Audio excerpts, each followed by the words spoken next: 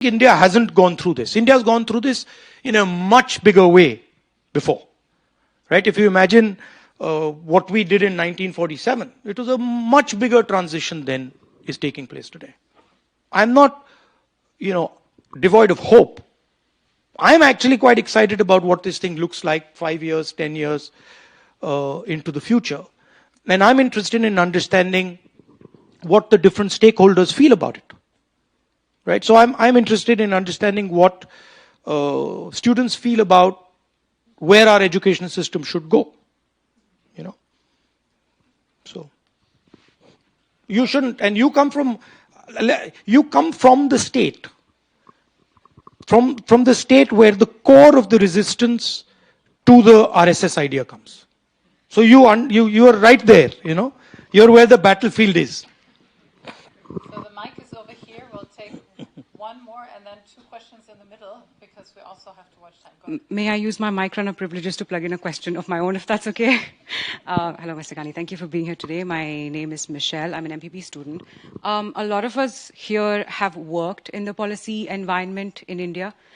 And it's very frustrating when good research, policy analysis, strategies are in the system, but they're put on the back burner because they're not about issues that are electoral agenda issues. But still very important: press freedom, women's representation in politics, LGBTQ rights, climate is one of them. So as future policymakers and as citizens, my question is, do we just have to make peace with the fact that these issues will forever be back burner issues, and perhaps if there is space in the agenda, they might feature? No, you'd be surprised at the amount of room that exists in our system for non-central issues. But you have to know how to drive them, right? So, for example, there are many such issues that can be driven very easily through Parliament if you get the right set of people interested in the issue, right? You can't ignore the democratic process. So you can't say that, listen, peripheral issues are going to be the center. They never. But you can be sensitive to peripheral issues, and you can have a mindset where you say, okay, this is not a central issue, but we'll make it important. For example, in an issue that comes to mind is the tiger. Non-central issue, right? But became a very important issue because of how you framed it, right? So framing is very important, right? How you think about putting it across, how you think about framing it, how you're positioning the issue, that is what allows peripheral issues to become central. Hi, my name is Ace Chowdhury.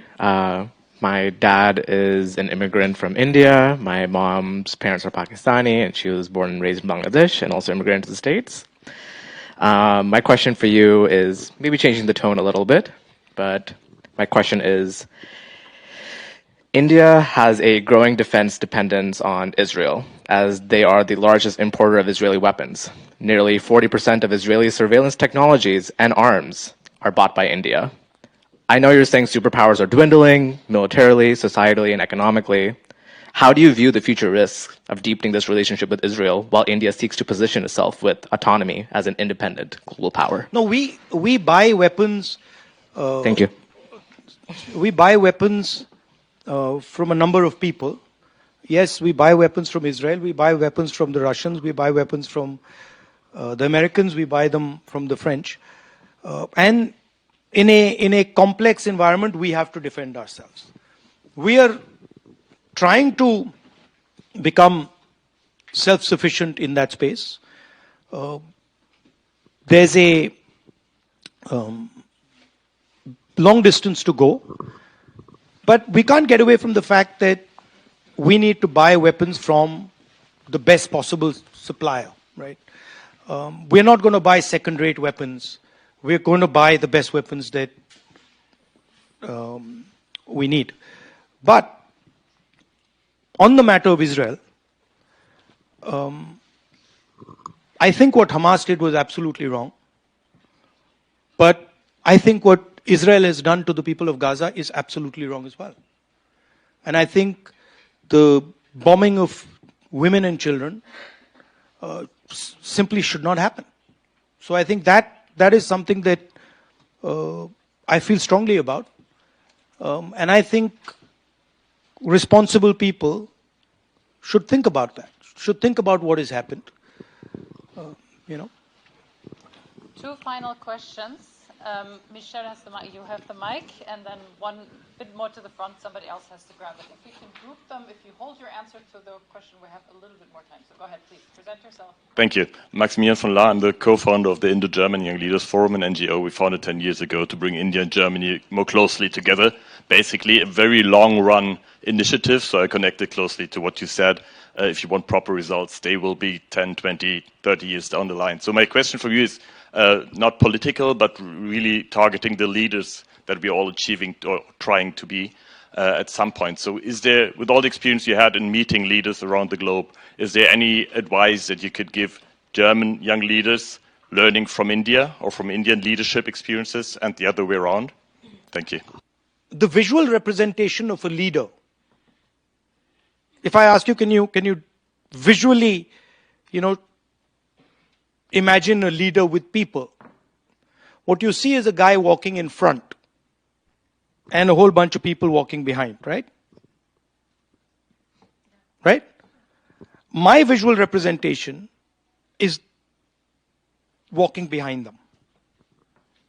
So I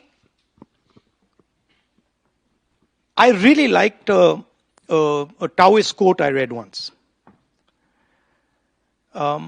which I don't remember the exact quote, but basically it says that nobody hears or sees the work of a leader. And once it's done, they think they did it themselves. Right? So to me, a leader's much more about connection, about empathy, about listening, than about getting people to follow you. The following happens as a result of the listening and the empathy. And the following is almost a byproduct.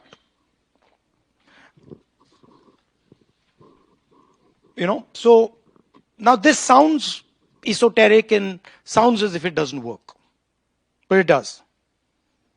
I do it all the time. I'll tell you, before I went walking, and actually I didn't walk 8,000 kilometers, it's wrong.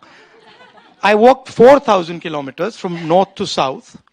But then the one that went from east to west was a little bit of walking, but a lot of car. So you're giving me credit for something I didn't do. So I walked 4,000 from the southernmost tip to the northernmost tip. And I realized two things in that walk.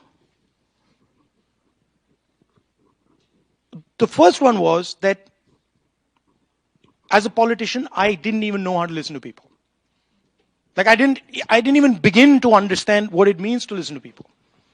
Because I was always ready to, you're a politician, you want to tell people what you think. You already assume that I know better and I'm going to tell you what to think. This is the model. It's a model of all modern politicians.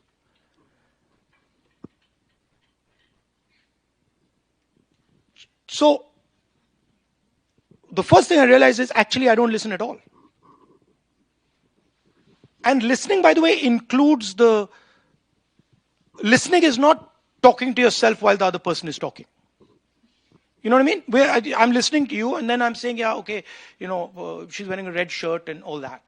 That's not listening. Listening is silence in your mind when the other person is talking.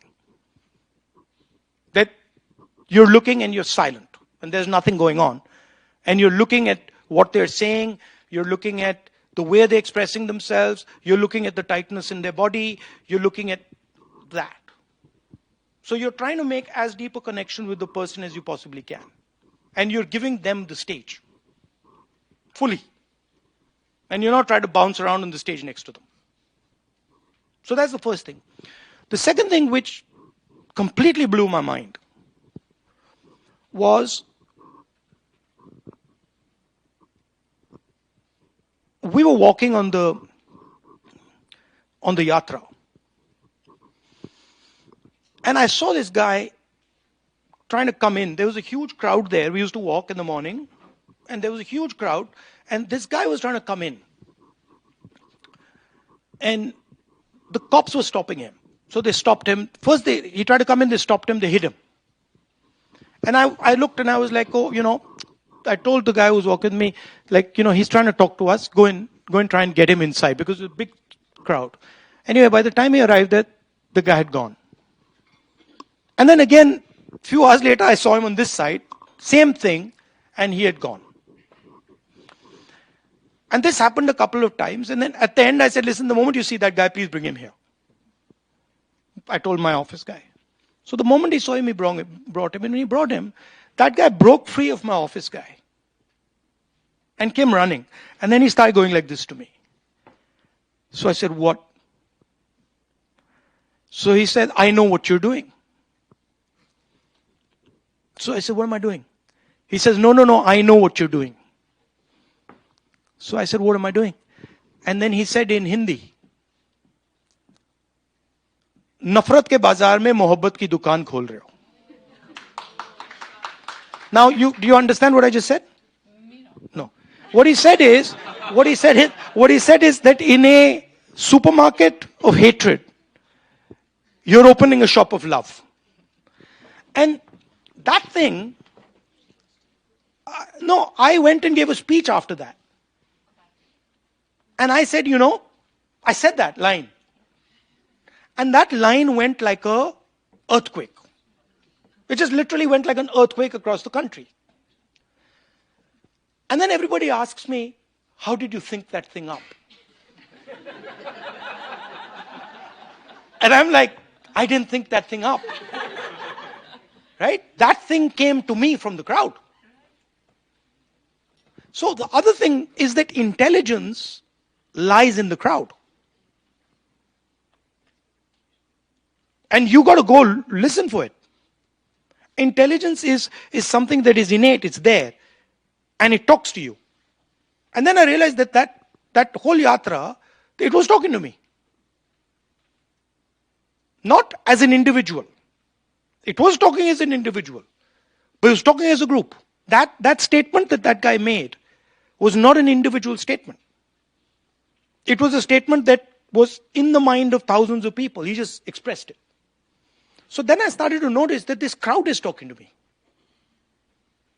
Not as an individual person, but as an organism.